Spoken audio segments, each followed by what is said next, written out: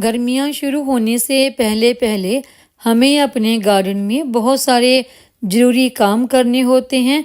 कुछ प्लांट की कटिंग लगानी और कुछ प्लांट की ब्रांच की कटिंग करना और कुछ प्लांट की रूट की प्रूनिंग करना, कुछ प्लांट्स को नए गमलों में रिपोर्ट करना और कुछ न्यू सीड ग्रो करना, ताकि हमारे प्लांट गर्मियों में बढ़िया हरे भरे रहें और उनकी ग्रोथ भी अच्छी रहे। और गर्मियाँ शुरू होने से पहले ये सब काम मैं अपने गार्डन में कैसे करती हूँ, आज की हमारी वीडियो इसी के बारे में होने वाली है। नमस्कार दोस्तों, वंदना गार्डन में आप सबका स्वागत है। इन दिनों देखिए मेरे गार्डन में बहुत ही अलग अलग तरह के फूल खिले हैं। ये मौसम ऐसा होता है जिन पौधों पर फूल नहीं आते उन पर भी फूल आते हैं, और इतने सारे फूलों के खिलने से इन दिनों मेरा गार्डन बहुत ही सुंदर दिखाई देता है।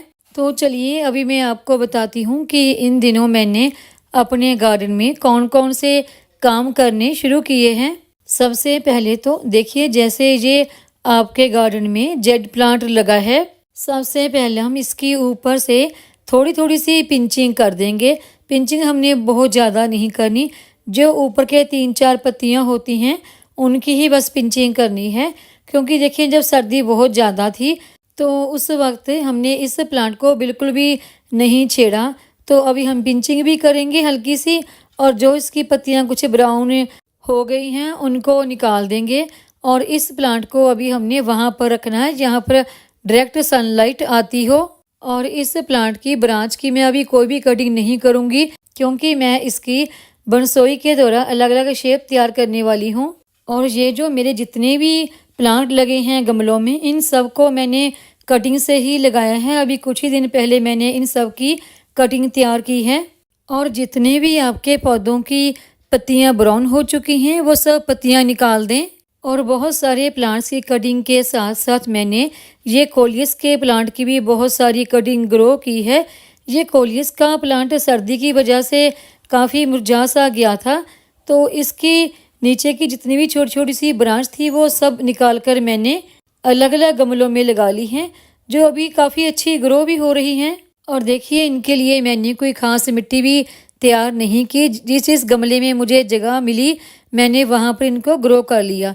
वैसे मेरे सभी गमलों की जो मिट्टी होती है वो बहुत ही अच्छी भुरभुरी मिट्टी होती है। और आपके जिस गमले में भी कोई अनवांटेड से प्लांट उग गए हैं उनको निकाल दें और गमले की अच्छी तरह से साफ सफाई कर दें। और जितनी भी आपके प्लांट की सूख चुकी ब्रांच है उनको निकाल दें। और जितनी भी आपके प्लांट की आगे से सूख चुकी टिप्स हैं उन सब को काट कर निकाल दें, ताकि हमारा प्लांट बढ़िया साफ सुथरा लगे। और देखिए हमने इसकी सभी सूख चुकी ब्रांच और पत्तियों को काट दिया है और ये प्लांट हमारा पूरा क्लीन हो गया। और आगे देखिए कुछ ये प्लांट मेरे, जिनको मैंने पूरी सर्दियाँ बिल्कुल भी छेड़ा नहीं, ऐसे कह सकती हैं कि तकरीबन जब मैंने इन्हें ग्रो किया था गर्मियों में तो ये इसी तरह इन डिब्बों में लगे हुए हैं। तो अभी देखिए पूरी तरह से मैंने इन्हें मिट्टी से निकाल लिया है। इनकी रूट्स हटा दूंगी और नई मिट्टी में इनकी कटिंग करके लगा दूंगी। और देखिए इस तरह जितने भी आपके गार्डन में कुछ इस तरह के पुराने प्लांट लगे हुए हैं सबको निकाल कर एक दफ़ा उनकी रूट की कटिंग करके फिर उनको दोबारा लगाएं। और आगे जी मेरे अजवैन के प्लांट, वैसे इन्हें ऑरिगेनो कहा जाता है लेकिन इनका टेस्ट अजवैन के जैसा होने के कारण अजवैन के प्लांट भी कहा जाता है। तो इन्हें भी मैंने गमले से निकाल कर इनकी जो पूरी रूट है उन्हें क्लीन करके इनकी भी कटिंग करके अलग अलग गमलों में लगाया है।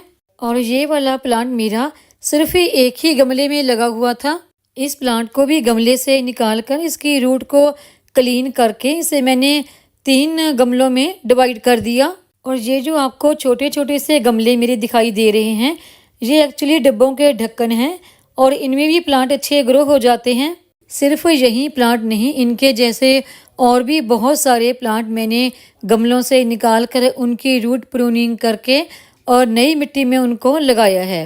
जितने भी आपके गार्डन में प्लांट लगे होते हैं, अगर उन्हें एक ही गमले में लगे हुए 1-1.5 साल से ज़्यादा का वक्त हो गया तो आप उन्हें गमले से निकाल कर उनकी रूट क्लीन करके मिट्टी चेंज करके फिर से लगाएं। अगर आपके पास नई मिट्टी नहीं है तो पुरानी मिट्टी में भी लगा सकते हैं।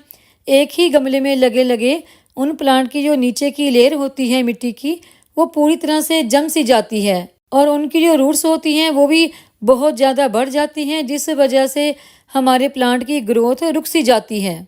और जब आप अपने प्लांट की मिट्टी चेंज करते हैं तो उसमें कोकोपीट या कंस्ट्रक्शन साइट की रेत, वर्मी कंपोस्ट, बोन मील, नीम खली या फिर फंगीसाइड ये सब मिक्स करके दे सकते हैं, ताकि प्लांट की मिट्टी में कोई भी फंगस ना लगे, कोई भी कीड़ा मकोड़ा ना हो और हमारे प्लांट की ग्रोथ भी बढ़िया अच्छी हो।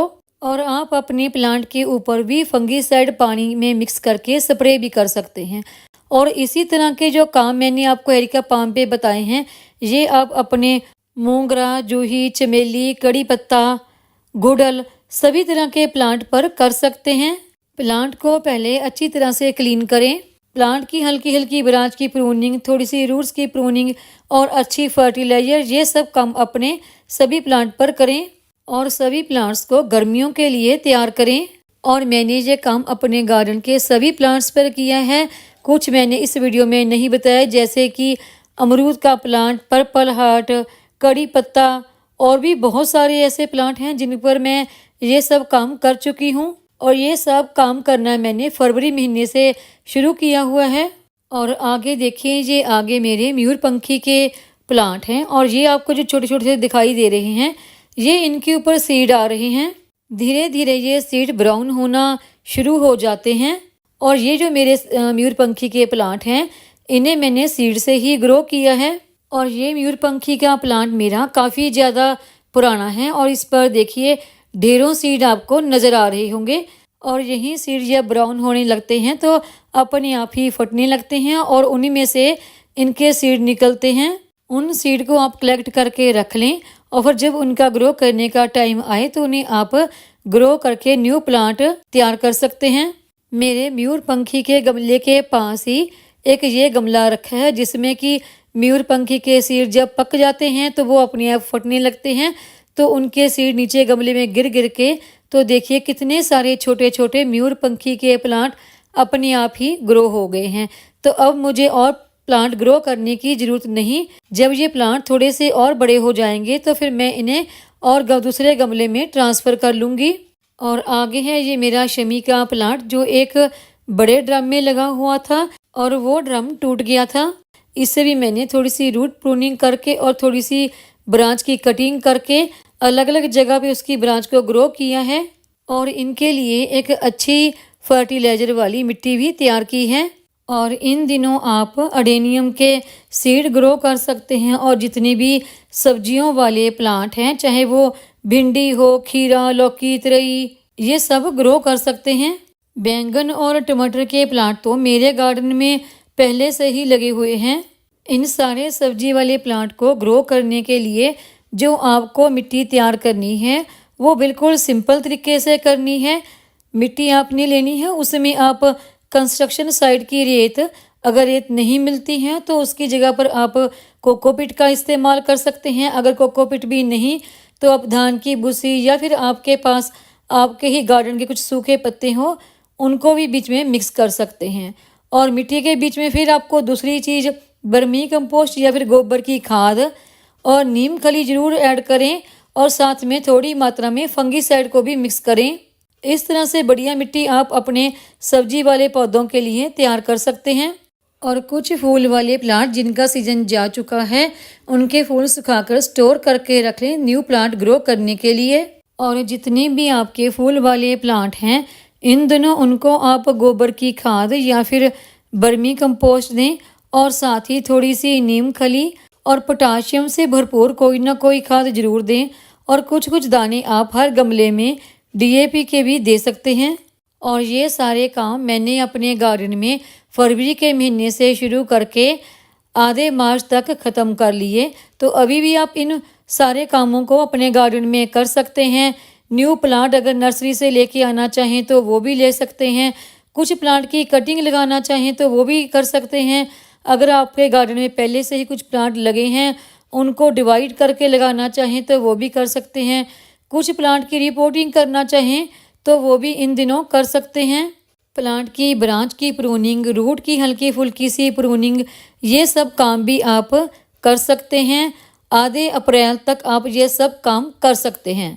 जब तक ज़्यादा तेज़ गर्मी शुरू नहीं हो जाती, यानी टेम्परेचर ज़्यादा नहीं बढ़ जाता, तब तक आप गर्मियों के बहुत सारे काम पहले ही अपने गार्डन में कर सकते हैं, ताकि गर्मियों में भी आपका गार्डन खूब हरा भरा खिला खिला रहे। उम्मीद है आपको मेरी ये आज की वीडियो पसंद आई होगी। वीडियो पसंद आई हो तो वीडियो को लाइक, सब्सक्राइब, शेयर और कमेंट ज़रूर करें। बेल आइकॉन को दबाएं ताकि मेरी आने वाली हर नई वीडियो का नोटिफिकेशन आपको मिलता रहे।